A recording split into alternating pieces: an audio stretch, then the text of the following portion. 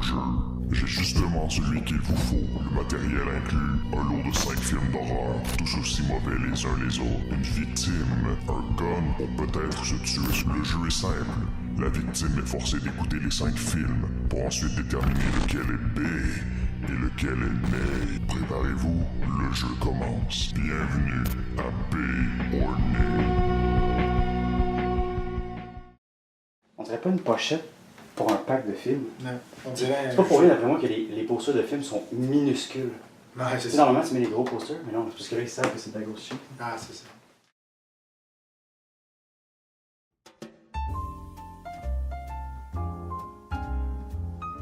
Ce serait difficile d'affirmer que Grimm est un film parce que ça en est comme pas un. C'est quelque chose qui comporte des images en mouvement puis qui se trouve sur un disque, mais ça s'arrête comme pas mal là.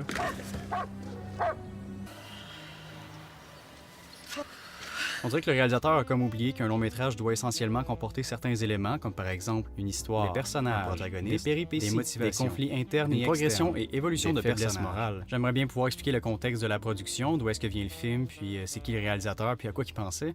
Mais malheureusement, il n'existe aucune entrevue ni aucune source de médias quelconque qui peut être attachée à ce projet-là. Je me suis dit qu'il y aurait peut-être ne serait-ce que des photos promotionnelles ou bien des behind the scenes sur le DVD, mais en fait, il y a juste comme pas de menu.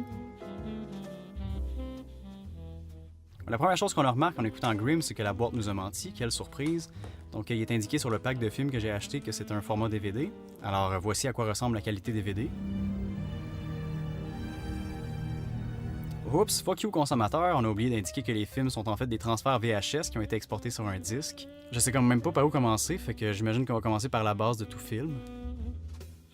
Donc, le film commence avec une séance de Ouija. Au lieu de rejoindre le monde des esprits, leur séance fait plutôt renaître un monstre qui possède une fille pour ensuite sortir du plancher.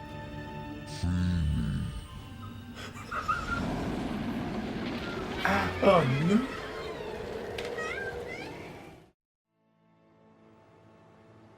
Vous vous dites peut-être que c'est bizarre et ça fait aucun sens, mais inquiétez-vous pas, la planche de Ouija revient juste jamais dans le film. Donc ensuite, on rencontre nos personnages principaux qui sont joués par des acteurs professionnels qui ont beaucoup d'expérience. Jeez. This is serious. La fille explique qu'il y a des personnes qui sont disparues dans le quartier, puis le gars, il dit qu'ils vont comprendre ce qui se passe quand ils vont se rendre dans les mines souterraines. Ok, mais vous êtes qui? Vous voulez quoi? Quelle est votre relation? Êtes-vous frères et sœurs? Des amis? Un couple? Pourquoi vous parlez de descendre dans des mines souterraines? Après ça, on a notre grande révélation du monstre. Ah, ben oui, et wow, regardez-moi ça, les détails du masque, c'est très... Fait que les personnages rejoignent d'autres personnages pour aller dans les caves. L'histoire s'arrête ici, à 14 minutes 32. Les 1 heure et 15 minutes restantes du film sont des plans où les personnages marchent dans des grottes. Grimm fait aucun sens, c'est comme impossible de comprendre c'est qui les personnages puis quels sont leurs buts. Eux, ils veulent aller dans les caves, pourquoi? Ils rencontrent des gens qui vont les accompagner, pourquoi? Est-ce que c'est pour le plaisir de pratiquer la spéléologie? Est-ce que vous cherchez quelque chose en particulier? C'est assez évident que le groupe se rencontre la journée même, donc comment vous vous êtes contactés? Pourquoi vous y allez ensemble? Ils font quoi? Je m'en allais te poser exactement la même question. C'est qui, puis pourquoi ils sont là?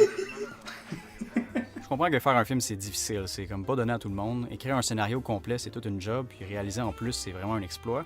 Mais quand ton film raconte l'histoire d'un groupe de gens qui se font attaquer par un troll dans une cave, il me semble que le niveau de difficulté est surprenamment bas. Il y a plusieurs façons très simples de faire comprendre à l'audience qu'un groupe de gens vont se rendre dans des caves souterraines. Numéro 1, un groupe d'amis vont explorer une grotte pour le plaisir. Numéro 2, il y a un groupe de gens qui sont disparus mystérieusement dans des caves, alors des spéléologues s'y rendent pour essayer de les retrouver. 3, Elle a dit qu'il y a des gens qui sont disparus, ils vont voir pourquoi, puis vite, qu'ils dans les grottes souterraines.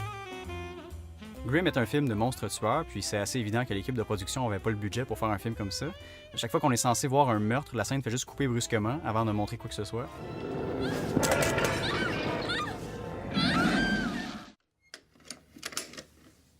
Ce qui me déprime vraiment au plus haut point, c'est que selon IMDb, Grimm avait un budget de 1 million de dollars. Et ça, c'était en 95, alors ça vaut beaucoup plus aujourd'hui. Je ne comprends pas comment 1 million de dollars a pu se retrouver dans les images que j'ai regardées.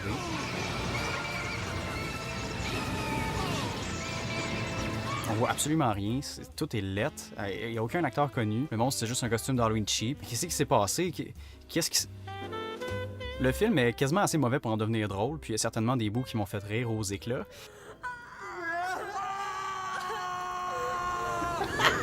Mais ultimement, dans sa durée d'1 heure et demie, Grimm est juste un film plate et incompréhensible. Je m'attendais au moins à ce que le monstre tue des gens de façon divertissante, mais il fait jamais rien sauf se promener dans des caves, ou se promener dehors, ou observer l'horizon pour ensuite se promener dehors, pour ensuite se rendre dans une cave. Non seulement on comprend pas c'est qui les personnages puis qu'est-ce qu'ils font dans les grottes, mais on comprend encore moins un coup qu'ils sont rendus dans la grotte. Le monstre des cavernes a plein de pouvoirs magiques puis on comprend pas à quoi ils servent. Ils possèdent des gens qui ont des yeux rouges, puis là il y en a qui sont étourdis, il y en a qui parlent avec une voix démoniaque, il y en a qui deviennent agressifs. Ah aussi, le monstre peut se téléporter. À un certain point dans le film, il y a un personnage possédé qui ligote une fille à terre pour faire un rituel satanique. Est-ce que le troll est un sataniste? Est-ce qu'il veut performer un rituel en se servant du gars? Pourquoi il le fait pas lui-même? Le monstre arrive pour tuer la fille ligotée, puis il se fait arrêter par un bouclier invisible. Pourquoi est-ce qu'il y a un bouclier invisible? Parce que c'est le pouvoir de Dieu. Un des personnages sort un collier avec une étoile sataniste, puis ça provoque une lumière magique, puis il essaye d'attirer le monstre avec, mais ça fait rien, puis il se fait tuer. Il y a une fille qui est prisonnière du troll, puis qui en est terrifiée, mais en l'espace de quelques heures, elle est devenue complètement folle, puis elle trouve ça drôle. Sing, little birdie, sing for mommy. Sing, little birdie. À la fin, le troll attrape une fille, puis la lumière du soleil qui le transforme en pierre, puis la fille se transforme en roche elle aussi, même si elle est humaine et non un ogre. What the fuck? Au final, Grimm, c'est un tas de marde. Je souhaite de tout cœur que ce soit le pire des 5 films, parce que pour vrai, c'est vraiment de la marde.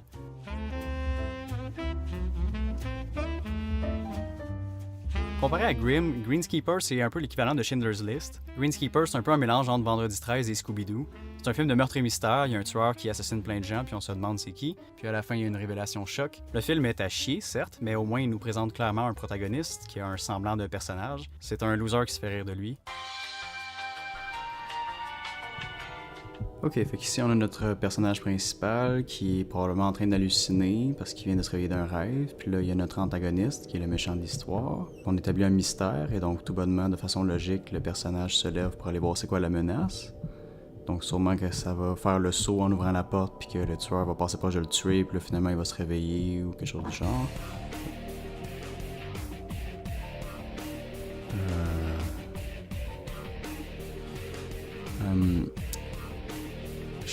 Je suis pas sûr de... Je suis pas un scénariste super talentueux, je suis pas talentueux tout court, mais une des premières choses qu'on apprend en scénarisation, c'est d'éviter d'écrire du dialogue qui a pour seul but de nourrir l'audience d'informations. Fait que là, le scénariste s'est dit, OK, notre personnage principal, ça va être un loser de 24 ans qui a lâché l'école parce qu'il voulait devenir un scénariste, qui vit seul dans un appartement laid puis qui a pas d'auto. Sa job, c'est d'être l'assistant d'un surveillant de terrain de golf. La faiblesse interne du personnage, c'est qu'il doit grandir puis arrêter de vivre comme ça. Ça va être sa motivation dans le film. OK, fait que maintenant, comment on écrit ça en scénario? Whatever, I mean, you're like 24 years old, you've dropped out of college to live some pipe dream of being a screenwriter, you live like a slob, and you like don't even have a car. Whatever, you need to grow up like everyone else and get a real job. You're like the assistant to the assistant greenskeeper. Good job. Good job. C'est assez surprenant, mais Greenskeeper est pas un film horrible. La moitié du temps, on rit du film à cause de son incompétence monstrueuse, puis l'autre moitié, on rit avec le film parce qu'il est quand même drôle et créatif et divertissant. L'histoire est assez simple, il y a un gars qui travaille comme assistant superviseur de terrain de golf, puis il y a du monde qui se font assassiner. Le personnage principal a des visions d'un gars. Ah non, un zombie. En tout cas, il y a quelque chose qui vient le hanter dans ses rêves. Style Scooby-Doo, on apprend à la fin que le grand-père du gars voulait tuer le gars pour avoir un héritage de je sais pas quoi, puis qu'il devait tuer d'autres gens aussi pour que ça soit pas trop suspicieux. Heureusement, l'histoire est relativement simple à comprendre, et le personnage principal est surprenamment un peu attachant. Il fait une couple de remarques sarcastiques qui lui donnent un semblant de personnalité distincte. Greenskeeper, c'est pas un bon film, mais les réalisateurs et les scénaristes savent au moins minimalement c'était quoi le schéma narratif d'une histoire. Il y a un élément déclencheur, il y a des péripéties, un dénouement. En gros, tout ce que Grimm n'avait pas. I've got to take your mother home, son. Elle est en train de choquer sur son whisky, hein? Une des forces de Greenskeeper, c'est que le film est autant une comédie qu'un film d'horreur, et donc c'est comme facile de pardonner les scènes qui sont ridicules ou mal faites parce qu'on sait que les producteurs étaient conscients qu'ils faisaient un film de série B mal fait. Ça paraît qu'ils ont juste eu bien gros du fun à le faire. Oups, j'ai oublié d'enregistrer cette partie de la vidéo, mais en gros, il y a plusieurs meurtres divertissants dans Greenskip qui m'ont rappelé pourquoi j'adore les films de série B. Voici donc quelques-uns des meurtres. Rarara, trop drôle. J'adore voir les gens perdre la vie. Plein de sang partout. Plein de violence. Allez, étouffe sale merde. J'adore. J'adore. Et blanc, en plein dans le mille. Rararara. Il y a quelque chose qui ne tourne pas rond chez moi. À l'aide. À l'aide.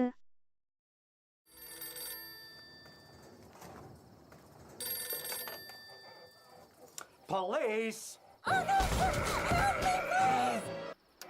Well, I'm kind of tied up right now.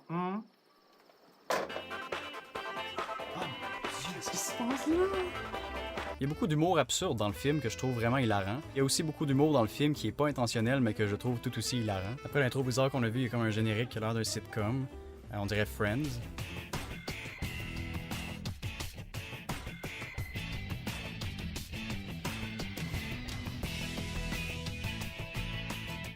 On dirait une comédie. C'est une comédie, finalement?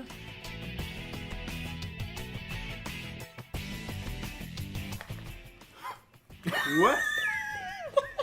C'était la meilleure, ça! Selon le générique, il y a eu 2 scénaristes, 3 producteurs et 3 réalisateurs attachés au projet.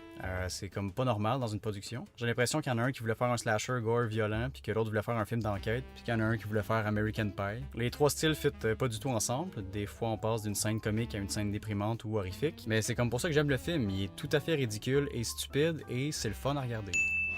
Ouais, grésil direct dans le cul.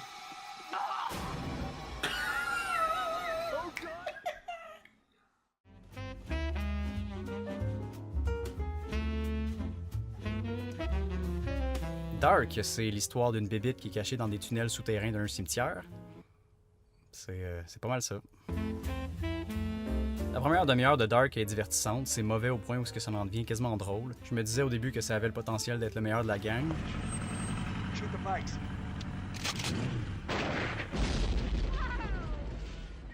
Mais après ça devient comme juste plate. Vraiment plate. Il y a des personnages qui cherchent le monstre, puis c'est long, puis il se passe rien, puis c'est juste vraiment un style d'échec monumental. Pourtant, tous les ingrédients sont là. On a le badass avec le shotgun qui veut tuer le monstre. Il y a les 2 caves qui sont censés être drôles.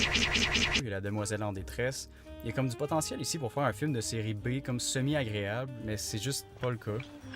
Ah! That's hot! Bitch! On voit juste pas le monstre dans le film. Je pense qu'il est à l'écran pour peut-être un total de 2 minutes max dans un film de 1h27. Oh hey, ma voix sonne différente parce que j'ai changé de micro. Bon, on s'en fout, on continue. En fait, on peut même pas dire qu'il est là pour vrai parce que la seule chose qu'on voit, c'est une mâchoire. That's it. J'ai comme l'impression qu'au tournage, les producteurs avaient juste un masque de monstre mais pas de costume. Fait qu'ils ont opté pour faire juste des gros plans constamment et encore plus simplement juste de pas montrer le monstre. Il y a pratiquement personne qui meurt dans Dark. En fait, il y a 2 victimes puis dans les 2 cas, on les voit pas mourir. Dans un film où le seul intérêt qu'on aurait de le regarder est de voir des gens mourir.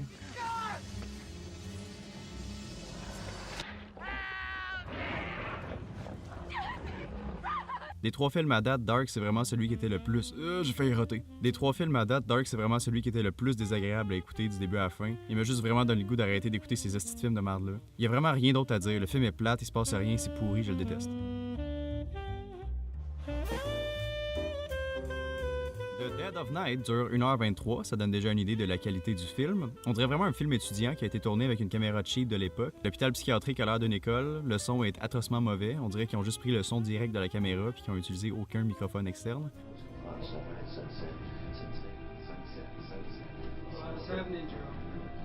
Il y a tellement de slow motion bizarre mal fait qui survient pour absolument aucune raison.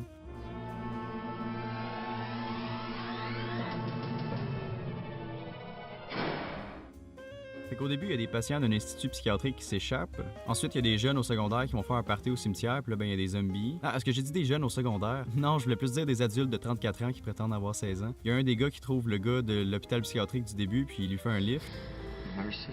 You killed someone? They took over the hospital, so I had to kill them. Hospital? What?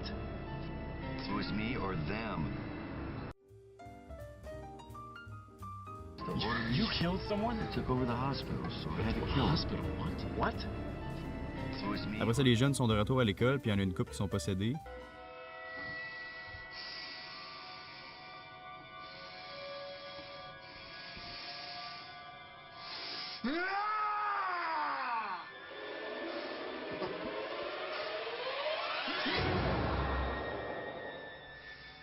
Good job.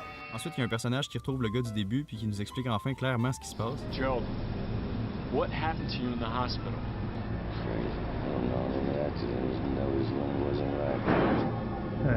What? Comment?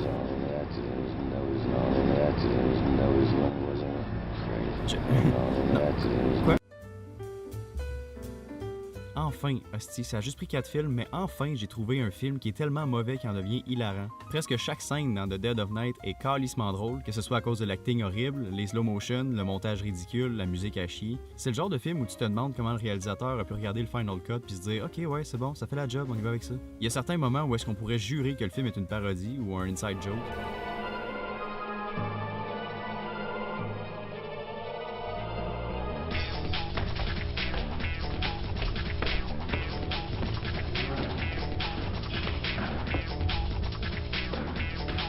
Qu'est-ce qui se passe? Je veux dire, ils peuvent pas être sérieux.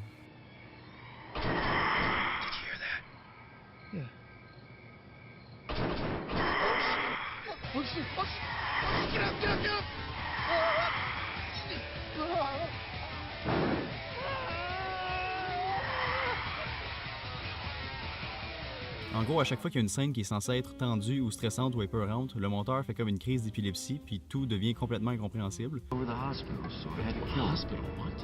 Je pense que pour lui, c'était comme une espèce d'effet vraiment cool que les jeunes allaient aimer, mais c'est comme pas le cas. Chaque scène d'action est fucking drôle, on se tente vraiment jamais de les voir se battre en slow motion, c'est très très comique.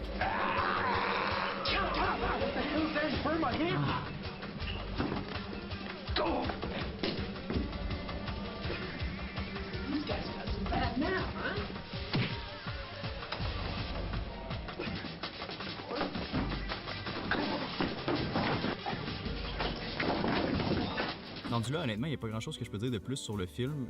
L'histoire est quasiment inexistante. Il y a des zombies qui tuent des gens puis on s'en calisse. Mais le film est tellement drôle, fait que je pense que rendu là, je vais juste montrer d'autres extraits qui me font rire.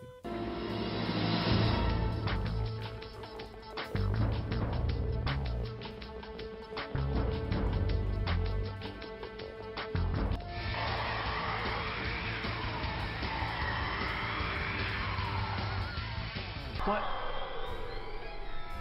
What's happened to you?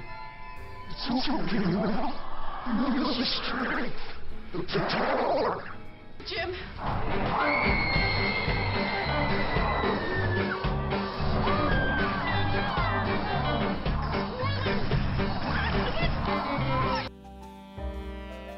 Deadly Instincts raconte l'histoire de personnages pas intéressants qui font des affaires pas intéressantes, puis là, il y a un monstre à la fin qui est plus ou moins bien fait, qui se fait tirer dessus par un gars qui sort de... Pour vrai, honnêtement, là, après The Dead of Night, il n'y a aucun film qui peut le battre, fait qu'on va juste regarder des extraits de Dead of Night encore. Gerald? Les Gerald. Oh, I'm sorry. Did you not see me there?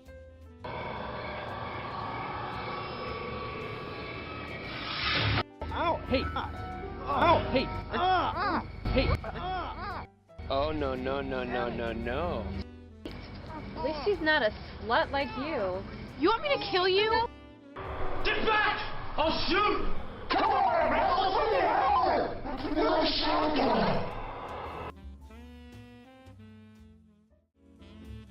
Et c'est ainsi que se conclut le premier épisode de Béornais. La torture incessante peut à présent prendre fin. Pour l'instant, rarara, passons au graphique.